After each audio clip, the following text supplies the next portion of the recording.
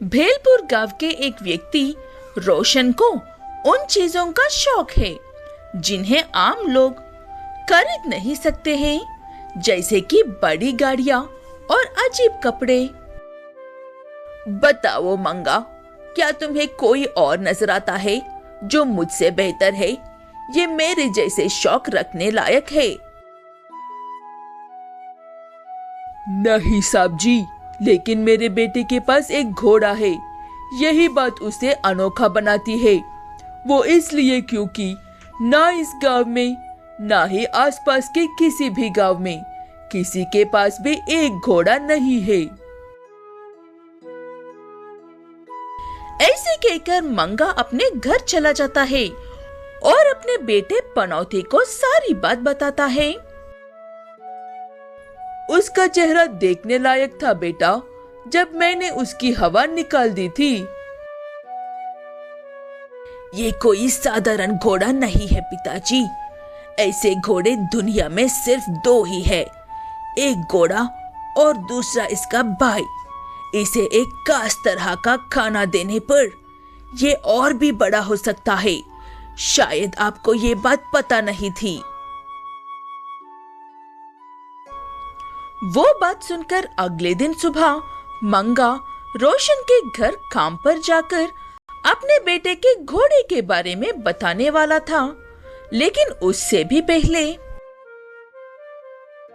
ये देखो मंगा, कल तुम कह रहे थे ना सिर्फ तुम्हारे बेटे के पास ही घोड़ा है। ये देखो, मैं भी एक घोड़ा लेकर आ गया हूँ। सेठ जी, आपका घोड़ा सिर्फ एक साधारण घोड़ा है। ये बात तो एक अंधा भी बता सकता है। मेरे बेटे के पास जो घोड़ा है उसके बारे में बताता हूँ, सुनो। ऐसे कहते हुए मंगा पनौती के घोड़े के बारे में सब कुछ बताता है। उसके बाद चुपचाप जाकर अपना काम कर लेता है, लेकिन रोशन का दिमाग वहीं पर अटक जाता है। ऐसे घोड़ा, वो भी मेरे यहाँ काम करने वाले एक नौकर के घर में। मैं आज ही जाकर उसे चुरा लूंगा। उसके बाद देखता हूँ वो मंगा क्या कहता है। ऐसे कहते हुए रोशन उस घोड़े को चुराने की योजना बनाता है और मंगा ऐसे सोचता है, इस रोशन का खल भी कैसे भी करके फिर से नीचे दिखाना होगा। लेकिन क्या करूं मैं उसके लिए अब? मंगा ऐसे सोच रहा होता है, तभी उसे अपने बेटे की वो खाने वाली बात याद आती है, जिसे खिलाने पर घोड़ा बड़ा हो जाएगा। मंगू घर जाकर उस घोड़े को वो खाना खिलाकर बड़ा कर देता है। अगले दिन सुबह रोशन को उस बड़े से घोड़े के बारे में बताने के लिए मंगू के घर चोरी करने के लिए आया हुआ रोशन, अब ये कौन सा नमूना है? इतना बड़ा घोड़ा, इसे चुराकर या मेरे सब कुछ लगाकर खरीद कर अपना बनाना ही होगा।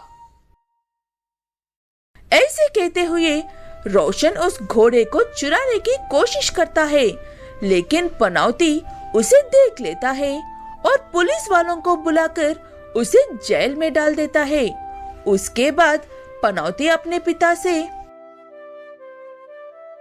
पिताजी, मुझे पता है कि ये सब आपने ही किया है, इसलिए मेरे घोड़ा फिर से पहले जैसे होने तक आप ही उसकी देखभाल करेंगे। पनौती बेटा, तू तो सच में एक पनौती है।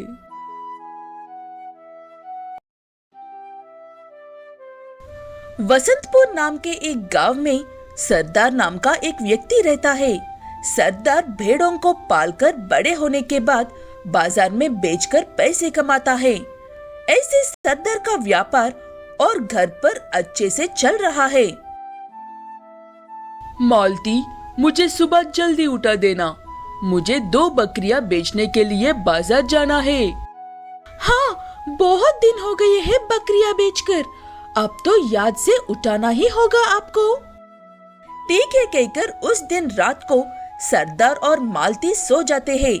उसके सोने के बाद चुपके से भेड़ों के पास एक लोमड़ी आकर उसमें से एक भेड़ को अपने साथ लेकर भाग जाती है और जंगल में ले जाकर खा जाती है।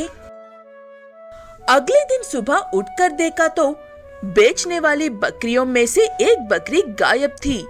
तब सरदार, मालती, क्या तुमने या मैंने कल रात को भेड़ों को ठीक से बांधा भूल गए थे क्या?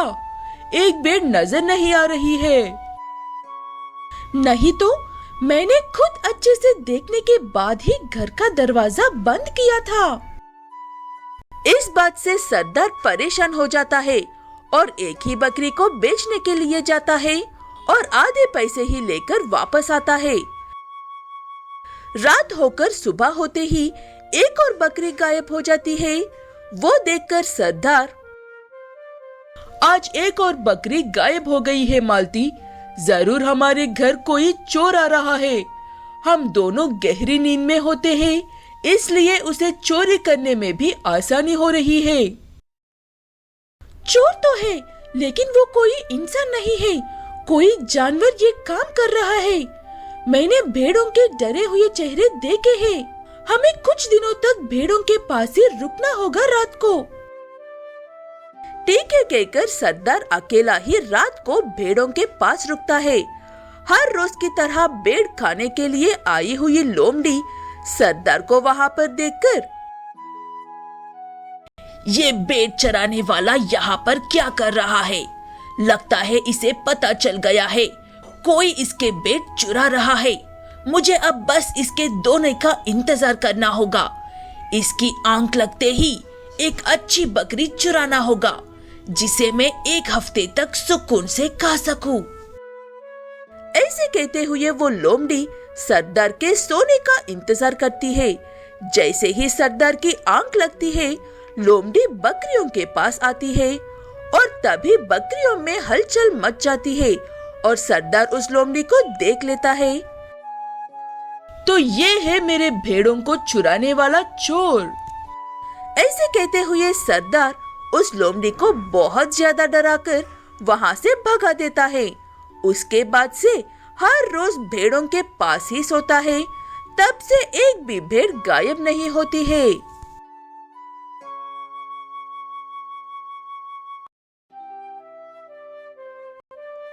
मधुर नगरी एक बहुत ही खूबसूरत गांव है।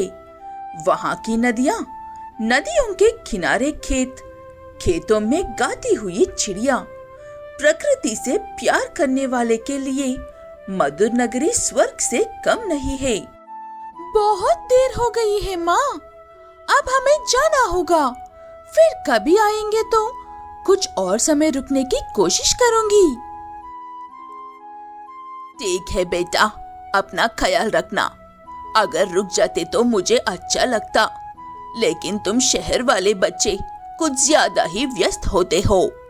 इतने प्रशांत और सुंदर गांव में एक छोटे से घर में जया नाम की एक बूढ़ी महिला अकेली रहती है। हर साल गर्मियों की छुट्टियों में जया की बेटी गीता अपने बच्चों के साथ गांव आती है और 2 दिन रहकर चली जाती है। अब मुझे मेरे पुराने दोस्तों के पास लौट जाना चाहिए। एक वही तो है जो हर वक्त मेरे साथ रहते हैं। जया अपने अकेलेपन को दूर करने के लिए आसपास के जानवर और पंछियों से बातें करती है। उसी में जया की सुबह और शाम हो जाती है। ऐसे ही एक बार एक कौवा जया के घर के पास आकर लगातार पुकारने लगता है। क्या बात है कौवे, इतना क्यों पुकार रहे हो? शांत हो जाओ। ऐसे कितना कहने पर भी वो चुप नहीं होता है। देख देख कर उसे भूख लगी होगी सोचकर जया उस कौवे को खाने के लिए कुछ डालती है। तब वो कौवा खाकर वहाँ से चुपचाप चला जाता है। लगता है इसे भूख लगी थी। ये बात मैं पहले ही समझ जाती तो इसे इतना चिल्लाना नहीं पड़ता। ऐसे वो कौवा हर रोज जया के घर के पास आता है और उसे खाना देने तक काव काव करता रहता है। जया भी उसे खुशी खुशी खाना डालती है। फिर एक दिन अचानक से जया की तबीयत खराब हो जाती है। कौवा आकर काव काव करता है, लेकिन जया बाहर नहीं आती है। तब कौवा खुद ही अंदर जाकर देखता है। घबराओ मत जया देवी, मैं एक जादुई कौवा हूँ। मुझे मिले एक श्राप की वजह से मैं खुद से खाना ढूंढकर नहीं खा सकती हूँ, इसलिए हर रोज तुम्हारे पास आती हूँ, लेकिन मैं तुम्हारी मदद कर सकती हूँ। ऐसे कहते हुए वो जादुई कौवा जया को पहले जैसे ठीक कर देता है। मुझे लगता था कि मैं इसी बिस्तर पर अपनी जान दे दूंगी और मुझे देखने के लिए भी कोई नहीं होगा, लेकिन तुमने मुझे बचा लिया। तुम्हारा बहुत बहुत शुक्रिया। आप भी तो मुझे हर रोज खाना देकर बचाती हो, उसके आगे ये कुछ भी नहीं है जया देवी। मैं दिल से शुक्रिया कहती हूँ आपको। उसके बाद दोनों पहले की ही तरह रहते हैं। हर रोज वो कौवा आता है और जया उसे खाना देती है। ऐसे दोनों खुश रहते हैं।